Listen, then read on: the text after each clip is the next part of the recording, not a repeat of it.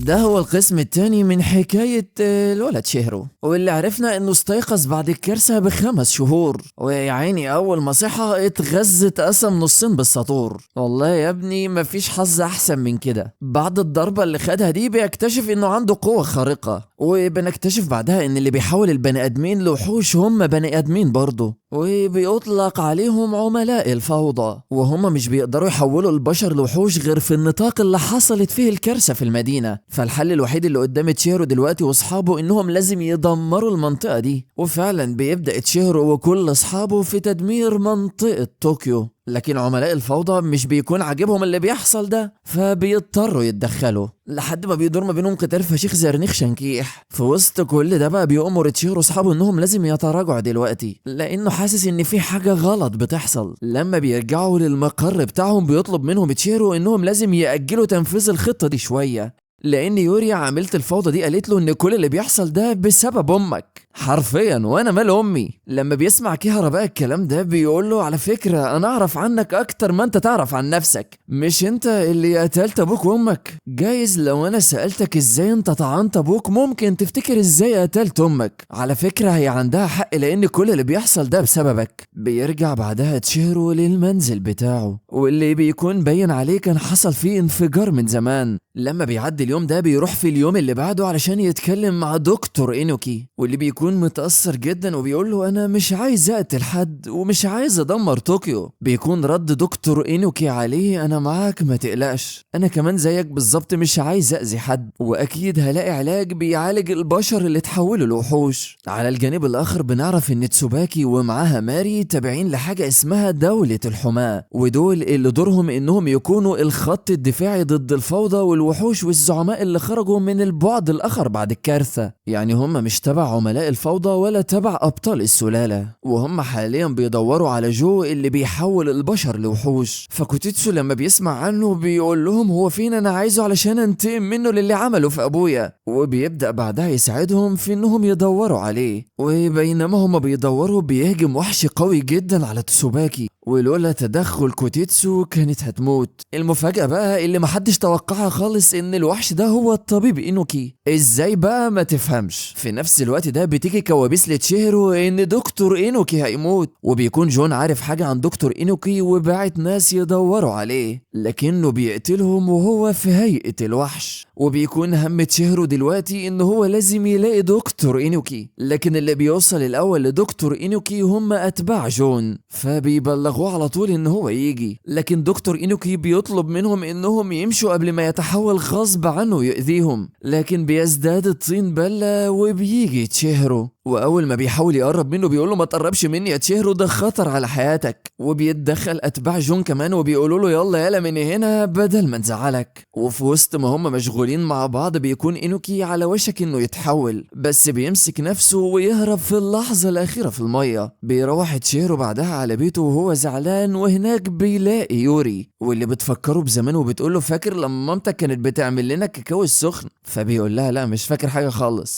انا كل اللي مستغربه دلوقتي انا ليه بحس بالامان وانا معاكي. على الجانب الاخر بيعثر جون على إينوكي، واللي بنكتشفه من كلامهم انهم كانوا صحاب زمان اصلا. واللي بيحصل لإينوكي ده دلوقتي نتيجة تجارب اتعملت فيه وهو صغير من منظمة افال. وبينما إينوكي على وشك انه يتحول بيطلب من جو انه هو يقتله علشان يخلص الناس من اذاه، لكن جون بيكون رافض طبعا، انا مش هقتل صاحبي. بيقول له علشان خاطري اقتلني وانا صاحبك قبل ما تحول وابقى عدوك. وبعد صراع كبير قوي بداخل جون بيكون خلاص على وشك انه يقتل إينوكي، لكن بيتدخل ويمنعه تشيرو في اللحظة الأخيرة، وبيفوت الأوان وبيتحول إينوكي الوحش. طبعا ما بيصدقش تشيرو عينيه لما بيشوف تحول إينوكي، وبيبدأ قتال بينهم هما التلاتة. وبيكون تشيرو مش عايز يؤذي إينوكي وبيقول له وقف اللي بتعمله ده يا إينوكي، انت ازاي مش فاكرني؟ ده حتى جون لما بيهجم عليه ما بيقدرش يلمسه من كتر ما هو قوي، فبيضطر تشيرو يستخدم كل قوته واللي ما بيقدرش يسيطر عليها اصلا، لكنها بتروح في الفاضي وبتختفي. ومن هنا بيبذل تشيرو اقصى ما عنده علشان يتصدى لإينوكي. وفي اللحظة دي بتخرج قوة غريبة من جسد تشيهرو وبيقدر يزيد قوته. فأول ما جون بيشوفها بينبهر لأنه عارف إن دي هي قوة سيد السلالة، وبسببها بيمتص قوة وحش إينوكي. فإينوكي بيضربه ضربة قوية جدا بتطيره وبيطير وراه وبيقول له اوعى تستسلم يا تشيهرو، أنا مش عايزك تبقى زيي. وبيمسكه تشيهرو وبيمتص قوته تاني. بعد ما إينوكي بياخد القوة دي بينفجر في المكان، لأنه كده ضحى بنفسه علشان محدش ياخد القوة دي وتسيطر عليه. بيشخصنها جو بقى وبيكون عايز ينتقم من تشيهرو بأي طريقة، لأنه شايف لحد دلوقتي إنه هو السبب في موت صاحبه. وبيروح يعرض على منظمة أفال إنهم لازم يخلصوا من أصحاب الدم البطولي دول حالا وعلى راسهم تشيهرو. فأبو يوري رئيس المنظمة بيديله الموافقة على إنه يعمل كده فورا، لأنهم أكيد دلوقتي هيكونوا في لحظة ضعف بسبب موت إينوكي. أهو في نفس الوقت ده بقى يوري بتكون عمالة بتحب في تشيهرو، وكالمعتاد عاملة له كوباية كاكاو سخن زي بتاعة أمه. فبيسألها تشيهرو ويقول لها أنت قلتي لي إن كل اللي إحنا فيه ده بسبب أمي، أنا عايزك تفهميني هو إيه اللي حصل. بتبدأ تحكي له يوري وبتقول له أمك والبروفيسور أبويا اتعاونوا من 13 سنة وكانوا بيعملوا تجربة وغالبا فشلت، وتم ابتلاع أمك في البوابة دي وانتقلت لعالم آخر، وأبويا فقد ذراعه وحصل انفجار ضخم جدا هنا في المكان ده. أنا وأنت كنا لسه صغيرين. من يومها بقى وكل حاجة اتغيرت. أبويا فضل يحاول يفتح بوابات في طوكيو لعوالم تانية، وحصل اللي حصل في العالم ده زي ما انت شايف كده. وكان أبويا بيضغط عليا إني لازم أقتلك. أنا ذات نفسي مش عارفة إزاي الأمور وصلت لكده والله. على الجانب الآخر بيسعى جون وهاري إنهم يخطفوا كوتيتسو اللي بيكون عمال يتفسح مع تسوباكي. وبينما تشيهرو واحد مع يوري بتجيله مكالمة من كوتيتسو بيقول له الحقني أنا في ورطة. بعد ما بيروح له بقى بنكتشف إن الورطة دي هي إنه طلع مش معاه فلوس يحاسب مش أكتر. يا أخي وقعت قلوبنا والله، فكرناك مت ولا حاجة. بعد ما بيوصل تشيهرو وبيحاسب لهم بيقرر جو يحصر تشيهرو ويخطف كوتيتسو قدام عينيه، وبيقول له والله يا تشيهرو لو اوريك الجحيم وانت عايش. فبيتحول على طول تشيهرو ويجري وراه، وبياخد هاري قتال قوي جدا مع تسوباكي علشان يشغلها عن القتال التاني. ولما بيوصل تشيهرو لمكان جو بيلاقي ان جو رابط كوتيتسو وعمال يعذبه قدامه. فبيتعصب تشيهرو اللي عايز يلحق صاحبه، لكن جو بيقول له لو اتحركت حركة واحدة هخرم قلبه. وبيفضل يعذب فيه قدام عينين تشيهرو، وبيتعرض تشيهرو كمان للضرب وهو مش عارف يعمل اي حاجة. وبيتلذذ جو باللي هو عمال بيعمله ده، ومفكر بقى انه كده بينتقم لموت صاحبه اينوكي. لكن تشيهرو بيقول له انت بتقول ايه؟ انا كنت بحاول انقذ اينوكي. وبينما هو على وشك انه يقتل كوتيتسو بتتدخل يوري وبتنقذه وبتدافع عن تشيهرو. بيستغرب جو وبيقول لها انت بتعملي ايه؟ ابعدي من طريقي. بتقول له انا اسفه يا جو، لكنه ما بيتراجعش وبيهجم عليها هي كمان معاهم. ولما بيكون خلاص على وشك انه يقتلها بيتراجع في اخر لحظه وبيسيبهم ويمشي. وبيقول تشيهرو ليوري كده انت ما عادش ليكي مكان تروحيه، تعالي معانا احسن لك. على الجانب الاخر هاري طالع عينيه قدام تسوباكي اللي عماله تلعب بيه هي ودميتها، وبتكون خلاص هتقتله، لكن بيوصل جو عنده ويلحقوا ويهربوا. بعد كده بيجمع تشيهرو كل حاملين دم سلالة الابطال، ومعاهم كمان منظمة حماة البلد. لكن كلمة من هنا على كلمة من هنا بيكونوا خلاص هيمسكوا في بعض. وشيما المسؤولة عن اصحاب الدم البطولي بتقول لهم لازم ندمر طوكيو، هو ده الحل الوحيد. والحماة بيردوا عليها ويقولوا لها محدش هيدمر حاجة. بيقاطعهم تشيهرو وبيقول لهم بس كفايه كده، انا قررت ان احنا هنحل الخلاف ده من غير ما نأذي الناس او ندمر طوكيو. وبيقدم لهم يوري. فاول ما بيشوفوها بيقولوا ايه ده، انت جايب لنا عميله فوضى هنا؟ وبيبداوا كلهم يهجموا عليها ما عدا تشيهرو اللي بيدافع عنها. فبيتهموا تشيهرو بالخيانه وانه انضم لمنظمه افال بتاعه ابوها. بيوقفهم وبيقول لهم ممكن تسمعوني؟ ايه كميه التسرع اللي عندكم دي؟ يخرب بيوتكم.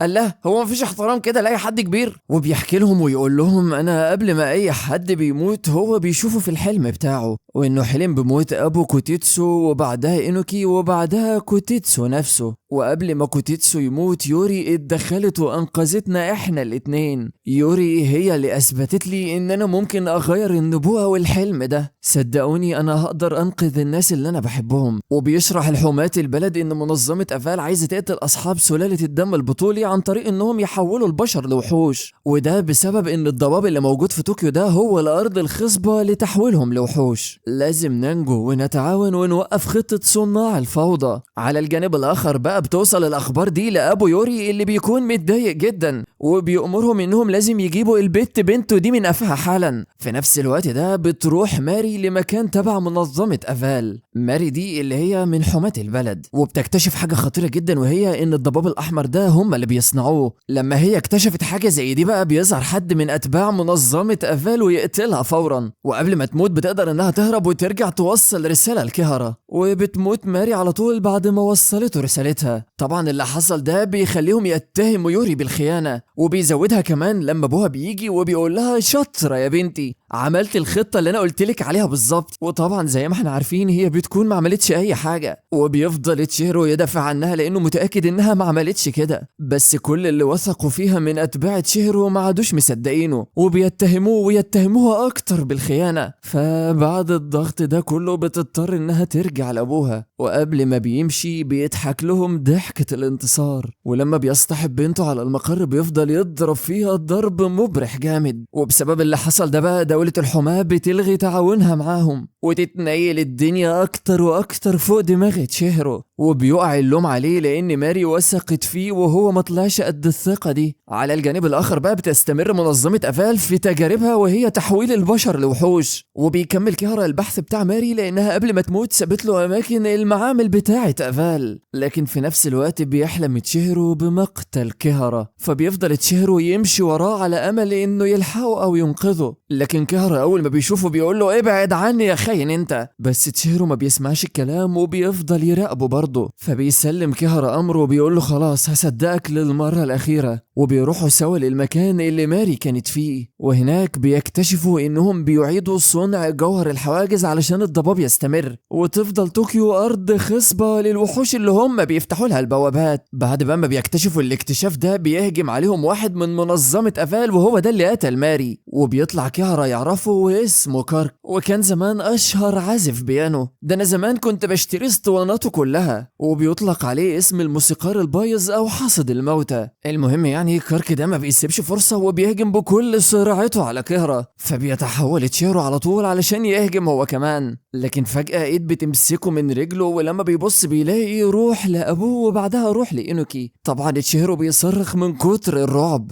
هو مش عارف ده ايه اصلا، لان كهرة بيكون شايف ان مفيش اي حاجة حواليه. هو الولد تشيرو بيعمل كده ليه؟ وفي وسط اللي هو فيه ده بيتلعن تشيرو وبيتقيد بالتعويذة بتاعت كارك. وبينما كهرة بيحاول يحرر تشيرو بيتعرض لهجوم، لكن ايرو بتصد الهجوم ده بجسدها. ولهنا بتنتهي حياة ايرو للأسف. بيستشيط كهرة غضبا وبيتحول بسرعة وبيندفع بكل سرعته على كارك، لكنه بيفشل يلمسه حتى وبياخد ضربة في صدره ويقع على الأرض. بتتدخل ايكو في اللحظة دي وتلحقهم، فلما تشيرو بيدرك الوضع اللي هو فيه بقى بتنفجر منه القوة، وبيسدد ضربة قوية جدا لكارك والدمية اللي بتساعده. وبيوصل أصحاب تشيرو وبيهرب كارك منهم، وقبل ما كهرة بيموت بيدخن سيجارة وبيقعد يعيط لتشيرو. فهنوقف لهنا كده بقى، وفي الفيديو الجاي ان شاء الله نخلص الانمي كله. وعايز اعرفكم ان انا مبسوط جدا جدا جدا بالدعم اللي على الفيديو الاولاني. مش عارف والله ايه الهبل ده، لاني اصلا بسجل الفيديو ده والفيديو الاولاني لسه منزلش على القناه. بصوا هو شكرا مقدما وخلاص، جاب دعم بقى ما جابش دعم بقى ملناش دعوه. فعشان بقى الاقي الدعم ده صاحبي لازم تعمل لايك وسبسكرايب وكومنتات كتير بقى، كومنتات كتير كتير كتير كتير. وبس يا صاحبي، سبحان الله وبحمده، سبحان الله العظيم. سلام.